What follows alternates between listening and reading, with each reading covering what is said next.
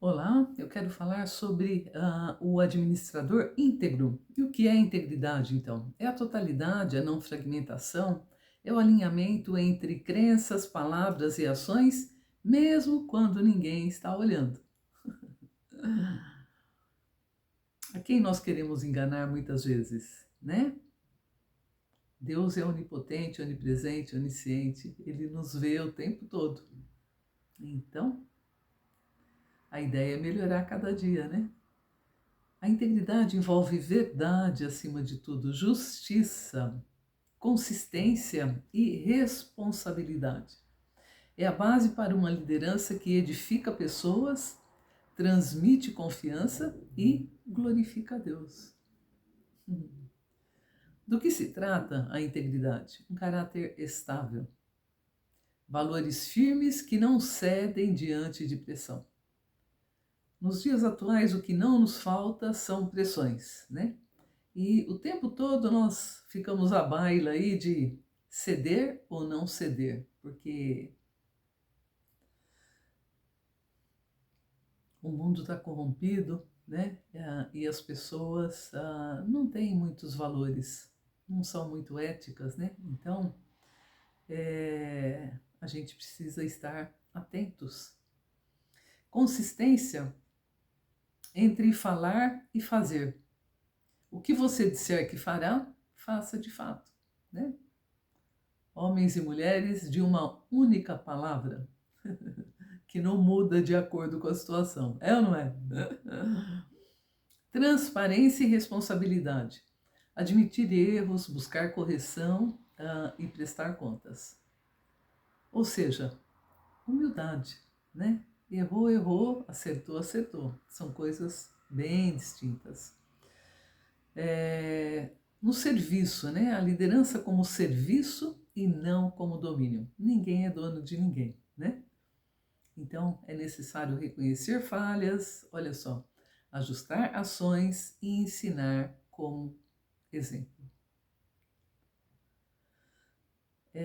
Se nós tivermos esse nível, né, de disposição, as coisas vão se acertar. Humildade de um lado, coragem de outro para ousar ser íntegro, fazer o contraponto dos valores da maioria do mundo atual. Exemplos bíblicos de integridade. Davi, ele retrata a integridade que inclui reconhecer falhas e buscar perdão. Ele errou feio, mas reconheceu, se arrependeu, pediu perdão a Deus. Quando ele é confrontado pelo profeta Natã, no livro de Samuel 12:13, ele reconhece, ele diz, pequei contra o Senhor. E Atos 13:22, então, Deus mesmo vai fazer um super elogio para Davi, dizendo, achei a Davi, filho de Jessé, varão conforme o meu coração, que executará toda a minha vontade. Daniel é um exemplo de integridade frente às pressões. Ele passou por muitas pressões, né? Na cova dos leões, na fornalha de fogo ardente, pressões altas, né? E Daniel 1:8 declara: Daniel, porém, resolveu não se contaminar com com a porção das delícias do rei. Babilônia naqueles dias era uma corte altamente corrupta, e ele se manteve de governo em governo, de gestão em gestão, mudavam, né, os reis, imperadores da época, e ele permanecia, e permaneceu por mais de 60 anos como administrador. Ele tecnicamente era muito bom, e eu tenho para mim que ele fez a Harvard daqueles dias, né? Se bem que é muito bom você estudar num lugar bom, mas também não é isso que vai fazer a diferença. A diferença é se aprofundar em tudo aquilo que você faz para fazer melhor. A diferença é ter atitudes, né? Mais do que o lugar onde você estuda. E, claro, você tem disciplinas de acordo com os lugares, você tem exemplos bons ou ruins, você tem os teus colegas, isso tudo muitas vezes faz diferença sim, né? Mesmo o próprio nível de ensino com mais profundidade, menos profundidade, coisa que você recebe pronto e que quem não recebe vai ter que buscar o complemento, né? Mas é bom, eu sou muito autodidata, estou sempre estudando, pesquisando, isso agrega valor também, né? Mas Daniel 6,4 diz: então os príncipes e os presidentes procuravam achar ocasião contra Daniel a respeito do reino, mas não podiam achar ocasião ou culpa alguma, porque ele era fiel e não se achava nele nenhum vício ou culpa. Que incrível, né? Um homem íntegro. Bom, sim, já me perguntaram por que eu penduro os meus diplomas na parede. Porque tem gente que, em vez de fazer aquilo que deveria ter foco, fica olhando a vida do outro, né? Eu penduro porque eu gosto, porque eu tenho orgulho da minha trajetória, né? Eu estudei muito, trabalhei muito, continuo estudando muito, trabalhando muito, é o meu estilo de vida. Isso para mim é prazeroso, não é puxado, não é cansativo. Então, tenho orgulho sim em quem me tornei, né? Como uma profissional, segundo dizem os meus clientes, competente, sempre atualizada, prática, né? Não fico contando muita história, vou logo fazendo o que é necessário para recuperar a empresa, inovar, desenvolver, que é o que eu faço em termos estratégicos, né? Bem, riscos da falta de integridade, perda de confiança, reputação manchada e de difícil correção de rota, afastamento de seguidores, enfim. Situações difíceis. Isso só dá para recuperar se você de fato tiver coragem para reconhecer os teus erros e humildade, né? Para dizer, olha, errei, ponto, não tem muito o que falar, me perdoa, né? Mas trazendo aí um escândalo internacional que foi a Odebrecht e a Lava Jato, né? Dois, que envolveu a corrupção sistêmica. Quando é sistêmico, é muito complicado. A gente que atua dentro das organizações como um todo, quando você contrata uma due diligence para levantar situações de fraude, de roubo, quando a gente permeia a organização de valores de integridade ou valores distorcidos, quando a gente identifica, né, esse tipo de situação, você tem ali em todos os níveis da organização. Hoje as organizações estão mais horizontalizadas do que verticalizadas, porém ainda há estruturas parrudas, né, com bastante gente. E é a história da laranja podre, né? Se você retirar a tempo, ok. Se não retirar, vai contaminar todas. E isso é o que está dizendo aqui uma corrupção sistêmica. E para acabar com isso é muito complicado, hein? Muito complicado. Porque você não pode tirar os gestores de uma vez só da organização. Então, quando você faz em camadas, muitas vezes até tirar uma outra camada, a outra já se corrompeu. E fica imaginando, né? Essas pessoas demitidas e aí no mercado, novamente enganando outras organizações, lideranças, enfim. É um problema sério, né? A falta de caráter é um problema sério. Minha tese de doutorado foi, tudo bem, você tem que ter administração estratégica, começando por um planejamento estratégico, indo até o alcance dos resultados. É necessário que você tenha uma governança corporativa ou, no caso das SAs, né, outro nível de governança, mas o que vai fazer diferença é o caráter do líder principal. Porque nós sabemos e já temos visto, né, que se a pessoa quiser se corromper, não há estrutura que suporte esse tipo de situação. Então, o líder é quem faz a diferença. Então, observe, né, essas três esferas aí.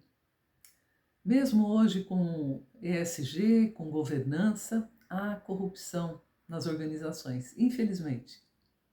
Porque líderes, muitas vezes, nós vamos ver aqui, eles se corrompem. E aí atrapalha todo e qualquer tipo de estrutura. Ai, ai, né? Fico falando aqui, me lembrando de algumas situações, mas falando dessa aqui, que foi um escândalo internacional, e não tenho o que ocultar, né? Já foi amplamente coberto aí pelas mídias, enfim. Então, envolveu contratos com várias estatais, incluindo Petrobras. Olha só, a ilicitude foi tão grande que depois até a própria Petrobras se corrompeu, né? Pagamentos de propina, lavagem de dinheiro, superfaturamento, tirando de muitos em detrimento de poucos. É sempre essa brincadeira, né? Uma meia dúzia que leva o dinheiro e o restante todo sacrificado com vergonha, com perda de trabalho, e assim é, né? Consequências espirituais da falta de integridade, rompimento com Deus. Sim, Deus ama o pecador, mas se afasta completamente do pecado, porque ele é o mais íntegro de todos, né? O único. E ele não lida bem com mentira, com traição, com roubo, com hipocrisia, com vingança, com tantas coisas, né? Porque a base do trono de Deus é de justiça. Ele é o supremo juiz e julga com balança de justiça, não balanças enganosas como temos visto nos dias atuais, né? Bom, trazendo um exemplo torto aí também, Pôncio Pilatos foi responsável pela administração romana na Judéia sob o Império Romano. Um império de muita crueldade, né? Muitas coisas erradas, muita injustiça. Pilatos atuou como representante do imperador e da lei romana. Sua função incluía manter a ordem, coletar impostos e administrar a região. Ou seja, um homem com bastante poder, né? João 18:33, então Pilatos chamou a Jesus e disse-lhe: És tu o rei dos judeus? Respondeu Jesus: O meu reino não é deste mundo. Mateus 27:16. E tinha então um preso bem conhecido chamado Barrabás. E naqueles dias de festa ele comumente soltava um daqueles presos, né? E ele perguntou para o povo: Qual quereis que vos solte, Barrabás ou Jesus? Barrabás era um alto criminoso, uma coisa também horrível. E no verso 22, disse-lhe Pilatos: Que farei então de Jesus chamado Cristo? Disseram-lhe todos: Seja crucificado. Naquele momento ali, o povo todo, né? Julgamento presencial. Então Pilatos, vendo que o tumulto crescia, ficou com medinho, né? Tomando água, lavou as mãos diante da multidão, dizendo: Estou inocente do sangue desse justo. Considerai isto. Foi só um showzinho à parte, né? Porque isso não adianta de nada. Ou você é íntegro ou você se corrompe. Não tem outro caminho. Um caminho intermediário não existe. É uma coisa ou outra. São opostos. João 19:16, então entregou-lhe para que fosse crucificado. E tomaram a Jesus e o levaram. Um sangue inocente e um criminoso. Sangue inocente crucificado, culpado, e um criminoso liberto. Parece que a história se repete, né? É incrível. Sob a esfera do poder, ele equilibrou a autoridade romana, Pilatos, estou falando de Pilatos, com as expectativas religiosas judaicas, bem como com os líderes religiosos locais que tinham influência entre o povo e cedeu à pressão. Pura e simplesmente. A esfera do poder conta mais. Eu vou permanecer aqui no meu reinado, hein? Eu sou o tal. Então, eu cedo e pronto. Ponto. Eu faço o que eu quero. A decisão é minha, hein? Olha, eu quero dizer assim, se você está com o pé aí no atoleiro, ainda é tempo de retirar. A lama, ela vai afundando, né? Um abismo chama outro abismo. E ninguém consegue sair depois de uma areia movediça. Então, saia enquanto é tempo. É possível. Sob o aspecto de responsabilidade e culpa na perspectiva ética, Pilatos reconheceu que não encontrou culpa em Jesus, mas cedeu à pressão para não enfrentar tumulto. Ai, ai, ai, né? Uma almofadinha, né? Como eu digo sempre. Você tem líderes que de fato assumem responsabilidade e tem um punhado de outros almofadinhas que só atrapalham, né? Com valores escusos, errados. Papel de Pilatos na narrativa cristã. A condenação de Jesus é interpretada na teologia cristã como parte necessária do cumprimento da salvação. Olha só. É como eu falei, né? Deus, ele ama o pecador, mas fica longe do pecado porque ele é santo. E ele é soberano. E ao mesmo tempo, ele nos dá o livre arbítrio. Então, a escolha é sempre nossa. Mas todo pecado tem consequências, sim, diante do julgamento.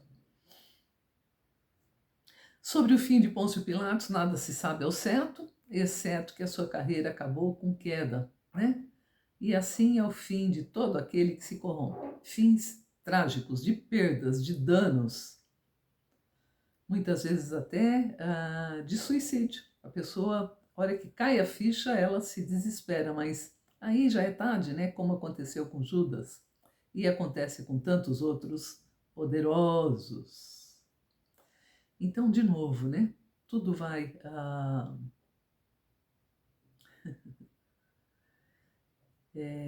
no final da história, tudo só vai fazer sentido em quem nós nos tornamos. Você pode ludibriar a tua vida inteira. A conta chega. A conta chega. Em algum momento chega. Se não chegar aqui, diante de Deus, com certeza vai chegar. Então, o que você prefere? Uma eternidade no céu ou no inferno? É real o reino espiritual. Eu já vi muitos anjos, muitos demônios. Já uma ocasião tive a felicidade de ver um pedacinho do céu. Já vi coisas assim incríveis, né? Não tem como descrever, não tem como falar, mas uma coisa é certa: o reino espiritual é real. Quando você está em determinadas atmosferas que a visão é aberta, você vê coisas que fala, nossa, né? Quando é feio. E quando é de Deus, você fica assim, extasiado, porque não tem muito o que falar, né? Mesma coisa quando a gente vive milagres, não tem como explicar. Milagre é milagre, só passando, né, por eles, só recebendo os milagres para entender que há um Deus que tudo pode. E você que é tão cético, muitas vezes tão ateu, tão descrente, como você olha para a natureza e não reconhece a mão de um Deus que tudo pode? Como você lê a história e não acredita que houve um Deus que criou os céus e a terra e tudo que nesse mundo há? Então, né? Bom, qual é a sua escolha? A escolha é pessoal, como eu venho falando sempre em todos os vídeos. E você escolhe por corrupção ou integridade? Final triste ou feliz? E tudo vai estar na dependência da nossa escolha. E eu quero concluir aqui falando sobre alguém de uma tamanha integridade que arrasta milhões de vidas há centenas e já mais de 2 milênios. Jesus, o modelo supremo. A vida de Jesus era plena, justa e autêntica, sem contradição entre o que ele dizia e o que fazia. Jesus sempre praticou o que pregava, ele amou o próximo, cuidou dos pobres, perdoou pecadores, confrontou a hipocrisia dos líderes religiosos, hein? E Mateus 26:39 declara um trecho da oração de Jesus: Pai, se é possível, passa de mim esse cálice. Todavia, não seja como eu quero, mas como tu queres. Ele estava a caminho da crucificação. A Bíblia diz que ele suou gotas de sangue. Eu não consigo imaginar, nem você, o nível de pressão que foi esse. Um homem santo, íntegro, saber que em seguida ele ia carregar o pecado da humanidade. Um peso. E ele então entregou a sua vida, né, a favor de todos nós, cumprindo a sua missão, sem trair, uma entrega total àquilo que Deus Pai havia responsabilizado Jesus por fazer. Jesus foi, então, o maior exemplo de integridade moral e espiritual. Deus Pai, por amor a você e por amor a mim, entregou o seu único filho. E Jesus, por amor a você e por amor a mim, doou-se inteiramente, completamente, a sua missão de morte, para que nós sejamos salvos da ira vindoura, perdoados e possamos morar no céu na eternidade.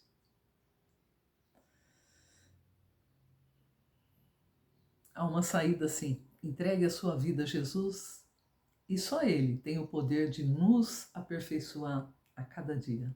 Então, que amanhã possamos ser melhores do que hoje. E mais uma última vez, nesse vídeo, ainda é tempo.